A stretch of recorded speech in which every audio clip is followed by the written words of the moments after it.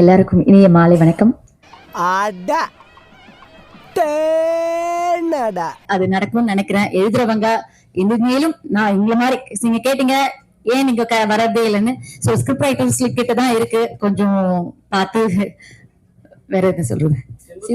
Simbu sir but எனக்கு எப்போ அந்த ராசி வரும் தெரியல. யாரு கூட நடிச்சா நான் ஹீரோயின் ஆவன்னு தெரியலங்க. அவன் மூஞ்ச பார்த்து தான் வாந்தி எடுக்கிறான். இது கடலோட அந்த அது கிளைமேட் சேஞ்சஸ், அது அந்த வேவ்ஸ் எல்லாம் மேனேஜ் பண்றதை விட எங்களோட டோன் பாத்தீங்கன்னா ஒரு சேஞ்ச் ஆச்சு. போனப்போ ஒரு டோன்ல இருந்தோம்.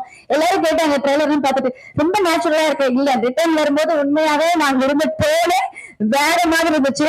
தூத்துக்குடி ஏர்போர்ட்ல ஃபர்ஸ்ட் ஷெடியூல் முடிச்சு போறோம், ரிட்டர்ன் போறோம். அப்ப வந்து மாஸ்க் தான் போட்டிருந்தேன்.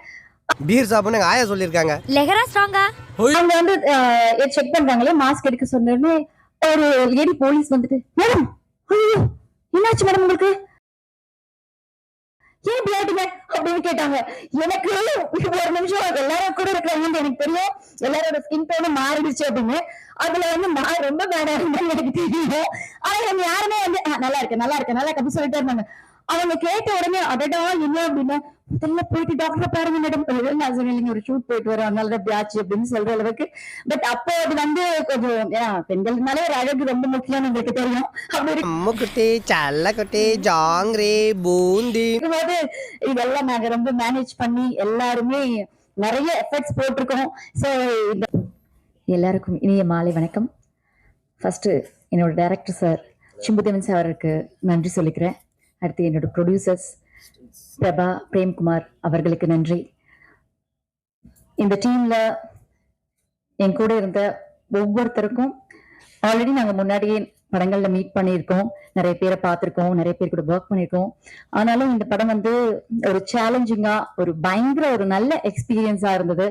மேக்கிங் பத்தி நாங்க சொல்ல வேண்டியதில்லை, அதுக்காக இவ்வளோ ஒரு சர்ப்ரைஸான ஒரு வீடியோ கொடுத்திருப்பாங்கிறது எதிர்பார்க்கவே இல்லை. எங்களோட ஒவ்வொரு முயற்சியும் ஒவ்வொரு உழைப்பும் எல்லாமே அந்த மேக்கிங்ல நீங்க பார்த்திருப்பீங்க. சாரோட டைரக்ஷன்ல நான் பண்ற 2வது படம் இது. புலியில நான் ஒர்க் பண்ணிருக்கேன். அதுல full and fully comedy role கொடுத்தாங்க. அதுக்கப்புறம் இந்த படத்துக்கு கூப்பிடும்போது அவங்க சொன்னது யூஸ்வலான காமெடியா இருக்கக்கூடாது, கொஞ்சம் சட்டிலா இருக்கணும், இமோஷனான நிறைய சீன்ஸ் இருக்கு, அதுலயும் பெட்டரா பண்ணணும் அப்படின்னு சொன்னாங்க. அது நான் வந்து ஓகே, ரொம்ப எப்பயோ ஷூட்டிங் போறோம் அந்த மாதிரி இந்த ஷூட்டிங் ஒரு மாதிரி போது, கடல்ல என்ன ஒரு 2 நாள் 3 நாள் இருப்பாங்களா அப்படின்னு நினைச்சோம். ஆனா உண்மையா சொல்றோம், அந்த எக்ஸ்பீரியன்ஸ் வந்து இதுக்கப்புறம் தமிழ் சினிமாவில வேற யாருக்காவது கிடைக்கணும்னு நினைச்சா கிடையவே கிடையாது. அந்த ஒரு எக்ஸ்பீரியன்ஸ் வந்து எங்க டீமுக்கும் எங்களோட ஆர்டிஸ்டோட டீமுக்கும் க்ரூவுக்கும் மட்டும்தான் கிடைச்சிருக்குன்னு நினைக்கும் போது ரொம்ப ரொம்ப பெருமையா இருக்கு. நாங்க பட்ட ஒவ்வொரு கஷ்டமும் முயற்சியும் உழைப்பும் அந்த கடலுக்கும், முழுமையா சொல்லணும்னா அந்த கடலுக்கு, அந்த கடல் பக்கத்துல எல்லாரும் வெவ்வேறு மதத்தினர் இருந்தாலும் ஒரு அந்தோனிய சர்ச் இருக்கும். டெய்லி காலையில போன உடனே எல்லாரும் போயிட்டு அவருக்கு ஒரு கும்பிடு போட்டுட்டு ஆரம்பிப்போம். ஒவ்வொரு நாள் ஆரம்பத்துல 3-4 நாள்னா ரொம்ப ரொம்ப அடடா என்னடா செம்ம வெயில், 6 மணிக்கெல்லாம் அப்படி ஒரு வெயில் இருக்கும்.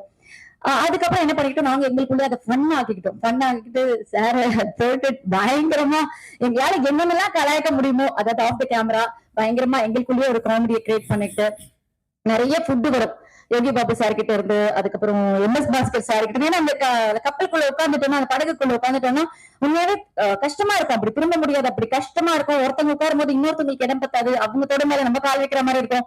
அந்த மாதிரி ஒரு நெருக்கத்துக்குள்ள தண்ணி எது கொண்டு வரனாலும் அங்க இருந்து அந்த கடலை கப்பலை பிடிச்சிட்டு இருக்க அவங்க ரொம்ப ரொம்ப கஷ்டப்பட்டாங்க, அவங்க போய் கொண்டு வரணும். சோ அந்த மாதிரி வரும்போது இஷ்டத்துக்கு நல்லா சாப்பிட்டுட்டு, சார் போதுமா உங்க பிரேக் டைம் முடிஞ்சுதான் எடுக்கலாமா அப்படின்னு சொல்ற அளவுக்கு நாங்க வந்து ஃபன் பண்ணிருக்கோம்.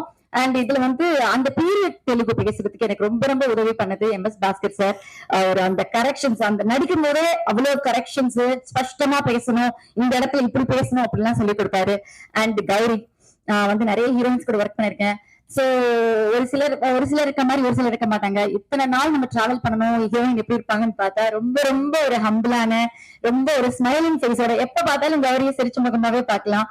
அக்ஷத் சின்ன பையன், நாங்களாவது நிறைய படம் ஒர்க் பண்ணிருக்கோம், ஒரு எக்ஸ்பீரியன்ஸ் இருக்கும், பிளஸ் வந்து அந்த வெயில வந்து அக்செப்ட் பண்ணிக்கிற அளவுக்கு மனநிலை இருக்கும். அவன் வந்து விளையாடி ஒரு ஸ்கூலுக்கு போற ஒரு சின்ன பையன், அவன் வந்து அவ்வளோ ஜாலியா சார் டைலாக் கொடுங்க சார், சார் நான் டைலாகே பேசுறேன் சார் அப்படி எல்லாம் வந்து கேட்பான். அவனுக்கு அந்த கஷ்டமே எதுவுமே தெரியல.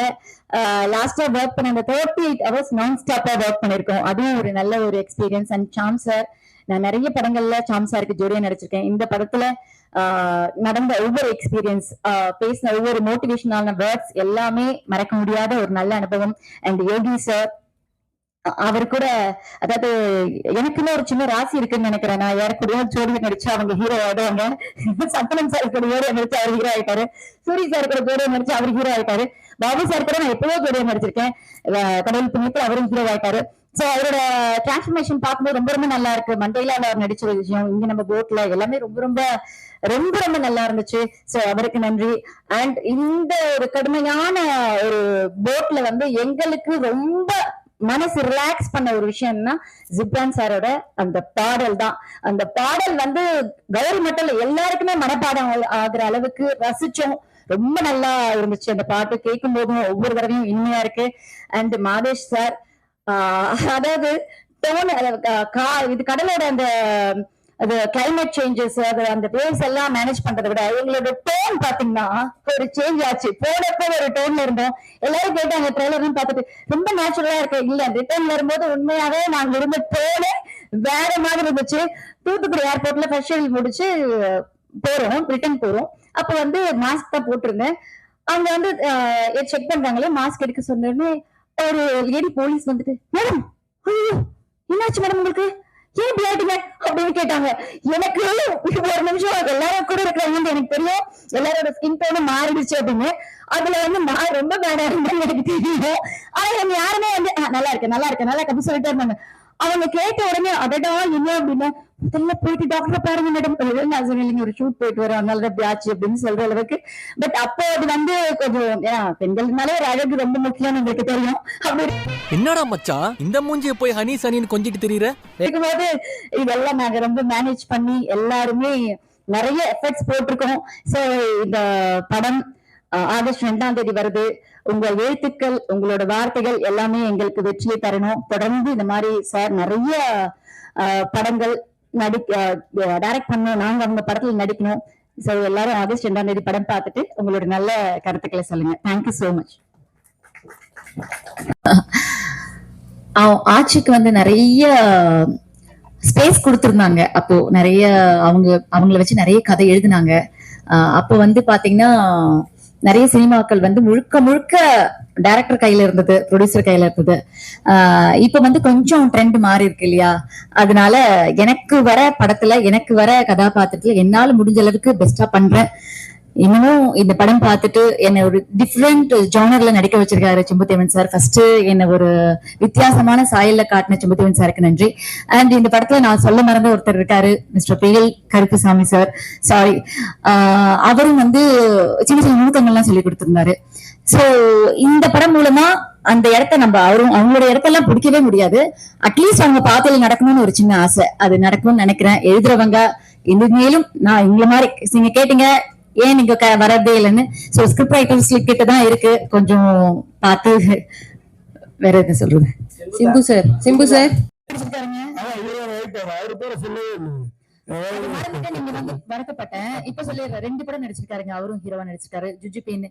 பட் எனக்கு எப்ப அந்த ராசி வரும்னு தெரியல, யாரு கூட நடிச்சா நான் ஹீரோயின் ஆவேன்னு தெரியலங்க. அதே மாதிரி நீங்க இப்ப நடிப்பு கம்மி பண்ணீங்க குழந்தை இந்த விஷயங்களாலயா?